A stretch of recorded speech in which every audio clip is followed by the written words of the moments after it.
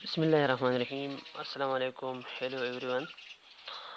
आज हम बात करते हैं shapes of S P and D orbital के शेप्स के बारे में बात करते हैं।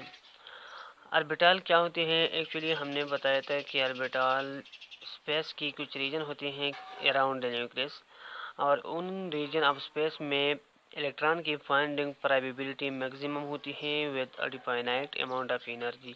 ये जो इलेक्ट्रॉन की प्रोबेबिलिटी जिधर होती है, जिस स्पेस के जिस रीजन में होती है न्यूक्लियस के अराउंड, उस रीजन को हम ऑर्बिटल कहते हैं। और उस ऑर्बिटल में इलेक्ट्रॉन के पास एक specific amount, definite amount of energy होगी, एक पैक्स वैल्यू होगा एनर्जी का, ठीक है। वो हमने बोहर मॉडल के थ्रू क्या किया था, कैलकुलेट कर दिया था। अब हम आते हैं, बात करते हैं कि ऑर्बिटल की कुछ फिजिकल एग्जिस्टेंस नहीं होती, फिजिकल कुछ बाउंड्री उनकी नहीं होती, और नहीं उनकी कुछ स्ट्रिक्ट बाउंड्री होती है, ठीक है ना। तो प्रीवियस टॉपिक्स में हमने डिस्कस किया था कि हमारे पास 4 टाइप्स ऑफ ऑर्बिटल्स होते हैं, S P D and F orbitals होते हैं, और उस ऑर्बिटल के टाइप, उस ऑर्बिटल के शेप, ठीक है ना, उस ऑर्बिटल को ओरिएंटेशन को छोड़ दिया, मैग्नेटिक क्वांटम नंबर की तरफ फिर चले जाते हैं। लेकिन उस ऑर्बिटल का शेप और टाइप ये डिपेंड करते हैं किसके ऊपर? एजीमुथल क्वांटम नंबर की वैल्यू के ऊपर, एल के वैल्यू के ऊपर ये डिपेंड करते हैं सारे के सारे, ठीक है। तो शेप ऑफ ऑर्बिटल की बात हम कर देते हैं। पहले वाला जो है शेप ऑफ एस ऑर्बिटल की तरफ आते हैं, ठीक है ना। तो हमने क्या पढ़ा कि जब एजीमुथल क्वांटम नंबर का वैल्यू यानी एल का वैल्यू 0 होता है, तो ये हमारे पास कौन से सबशेल होती है? एस सबशेल होती है। और एस सबशेल के अंदर हमारे पास एल का वैल्यू जब 0 आता है, तो मतलब क्या हो गया कि इसके अंदर सिर्फ एक ऑर्बिटल है, और कौन से ऑर्बिटल है? एस ऑर्बिटल है, और S orbital spherical in shape है। तो जब इसी वजह से जब एल का वैल्यू 0 आ जाता है, तो हमारे पास सबशेल, एस सबशेल जो होते हैं उसके अंदर सिर्फ एक ऑर्बिटल होता है, और वो ऑर्बिटल कौन है? एस ऑर्बिटल होता है। अभी जब मैक्सिमम क्वांटम नंबर का वैल्यू इंक्रीज होता है, प्रिंसिपल क्वांटम नंबर का वैल्यू इंक्रीज होता है, तो ऑर्बिटल का साइज भी उसके साथ इंक्रीज होता है, ठीक है ना। द साइज ऑफ ऑर्बिटल भी इंक्रीज होता है, और न्यूक्लियस से इस ऑर्बिटल का डिस्टेंस जो होता है वो भी इंक्रीज होता है। फॉर एग्जांपल 2s ऑर्बिटल जो होता है लार्जर भी होता है, और अवे फ्रॉम द न्यूक्लियस भी होता है, as compared to 1s orbital, as compared to 1s orbital के निस्बत 2s ऑर्बिटल का साइज भी बड़ा होता है, यानी लार्जर इन साइज, और पार अवे फ्रॉम द न्यूक्लियस भी होता है, ठीक है, ठीक है। तो अब हम बात करते थे किसकी? एस ऑर्बिटल के शेप के बारे में। तो हमने वो बात कर दी कि एस ऑर्बिटल का शेप एल के वैल्यू के ऊपर डिपेंड करता है। एल के वैल्यू इसके लिए क्या है? 0 है, और एस सबशेल के अंदर सिर्फ एक ऑर्बिटल है, और वो एस ऑर्बिटल है। अब हम आते हैं कि एस ऑर्बिटल को देखते हैं, ठीक है। The probability of finding electron between the two orbital is 0। दो ऑर्बिटल के बीच इलेक्ट्रॉन की फाइंडिंग प्रोबेबिलिटी क्या होती है? 0 होती है, ठीक है। किधर ये जो पॉइंट्स आपको नजर आते हैं, ये परस करिए हमारे पास 1s ऑर्बिटल है, ये 2s ऑर्बिटल है। इस रीजन में इलेक्ट्रॉन की फाइंडिंग प्रोबेबिलिटी क्या होगी? 0 होगी, और इन रीजन को हम क्या कहते हैं? नोडल प्लेन कहते हैं, या नोड कहते हैं, या नोडल सरफेस कहते हैं, ठीक है। देखिए ये हमारे पास 1s ऑर्बिटल आ गई, इसका साइज भी छोटा है, न्यूक्लियस के भी करीब है। ये 2s ऑर्बिटल आ गई, इसकी निस्बत इसका साइज भी बड़ा है, और न्यूक्लियस से इसकी निस्बत अवे फ्रॉम द न्यूक्लियस है। ये 3s ऑर्बिटल है, ये 2s ऑर्बिटल है, ये 1s ऑर्बिटल है। तो 1s ऑर्बिटल के कंपैरिजन में 2s ऑर्बिटल साइज में भी ग्रेटर है, लार्जर है, और न्यूक्लियस से भी फार अवे है। और 2s ऑर्बिटल की निस्बत 3s ऑर्बिटल फिर इससे साइज में भी लार्जर है, और न्यूक्लियस से भी फार अवे है। तो ऑर्बिटल्स के बीच का जो फासला है, इन फासलों पर बीच का जो स्पेस है, ठीक है ना, ये वाला जो रीजन है, ये वाला, इन रीजन में इलेक्ट्रॉन की फाइंडिंग प्रोबेबिलिटी मैक्सिमम होती है। और ये जो स्पेस है इसको हम क्या कहते हैं? नोड कहते हैं, या नोडल प्लेन कहते हैं, या नोडल सरफेस कहते हैं। अब हम आगे चलते हैं, बात करते हैं शेप ऑफ पी ऑर्बिटल की, व्हाट इज पी ऑर्बिटल। जब भी एजीम्यूथल क्वांटम नंबर यानी एल का वैल्यू हमारे पास 1 आ जाता है तो ये कौन सी एनर्जी सब लेवल होती है, सब एनर्जी लेवल पी होती है। और इस पी एनर्जी लेवल जो होती है इसके अंदर 3 ऑर्बिटल होती हैं, क्योंकि इसके लिए मैग्नेटिक क्वांटम नंबर जो है, मैग्नेटिक क्वांटम नंबर एम का वैल्यू कितना आता है, 3 आता है, ठीक है ना। यानी इसकी स्पेस में ओरिएंटेशन क्या है, 3 है। Consider 3 orbital because the magnetic quantum number L values per P subshell are 3।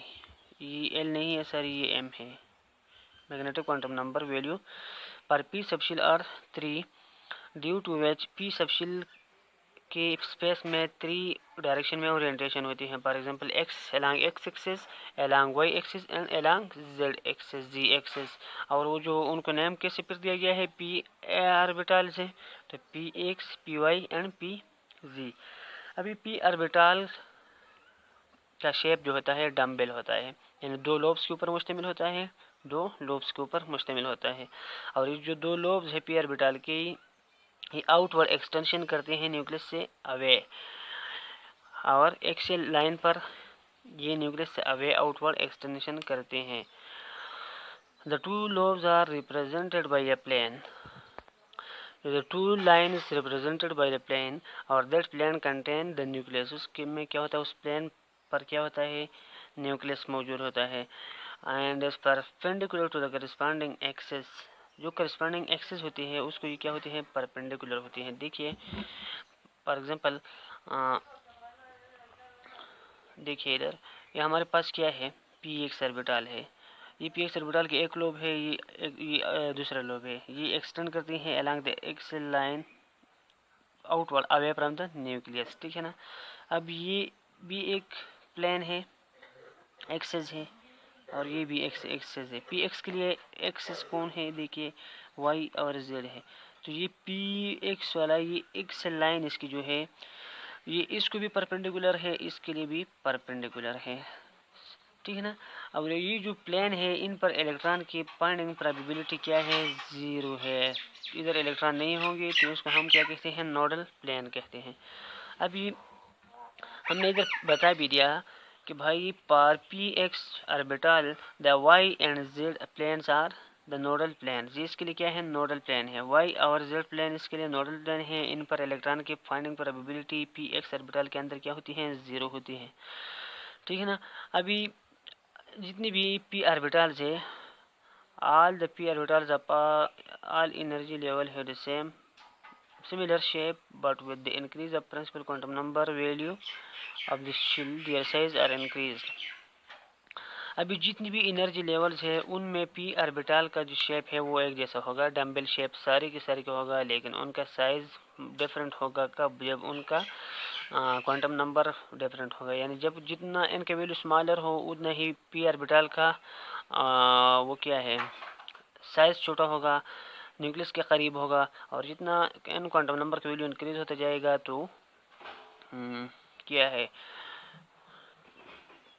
P orbital का साइज इंक्रीज होता जाएगा और न्यूक्लियस से अवे चला जाएगा। अभी इधर देखिए, तो मैंने आपको बता दिया कि पी एक्स है, तो इस पर ये जो ये एक्स एक्सिस के पर अरेंज हुआ है along the x line x axis. इसके लिए नोडल प्लेन कौन है, वाई और जेड है। ये हमारे पास पी जेड है। अगर आपको देखिए तो स्पेस में इसको रोटेशन जेड एक्सिस पे हुआ है, और ये हमारे पास पी वाई है, पी वाई, ठीक है। तो इसके जो ओरिएंटेशन है स्पेस में वो किस एक्सिस पे हुआ है, वाई एक्सिस पे हुआ है। किस एक्सिस पे, वाई एक्सिस पे। अब हम आगे आते हैं और पढ़ते हैं shape of D orbital. Shape of D orbital को पढ़ते हैं।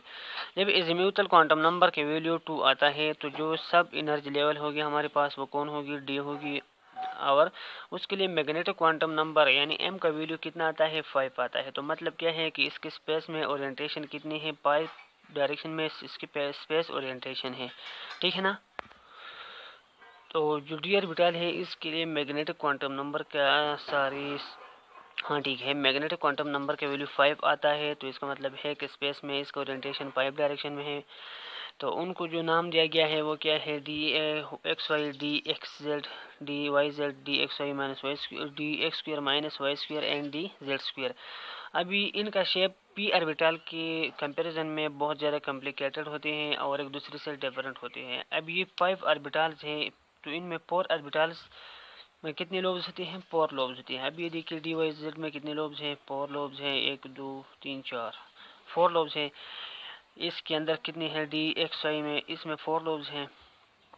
इसके अंदर कितने हैं? डी एक्स, मैं आपको दिखा दूं, डी एक्स जेड, इसमें 4 लोब्स हैं। D X square minus Y square, इसमें 4 लोब्स हैं। लेकिन इनमें सिर्फ एक वाला जो है उसमें 2 लोब्स हैं। कितने हैं? 2 लोब्स हैं, D Z square.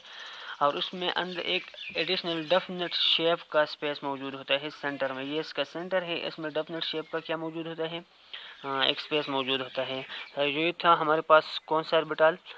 D orbital. अब हम चलते हैं, बात करते हैं एफ ऑर्बिटल की। शेप ऑफ एफ ऑर्बिटल, तो आपको पता है कि द एफ ऑर्बिटल का शेप मच मोर कॉम्प्लिकेटेड है। बुक में एक्सप्लेन नहीं हुआ, बुक ने एक्सप्लेन नहीं किया, बुक ने टच नहीं किया, तो हम कैसे करेंगे? तो इसको अपनी जगह पे छोड़ देते हैं कि इसका शेप बहुत ज़्यादा कॉम्प्लिकेटेड है। Thank you very much. Allah हाफिज़। और प्लीज़ मेरी वीडियोज़ को लाइक और सब्सक्राइब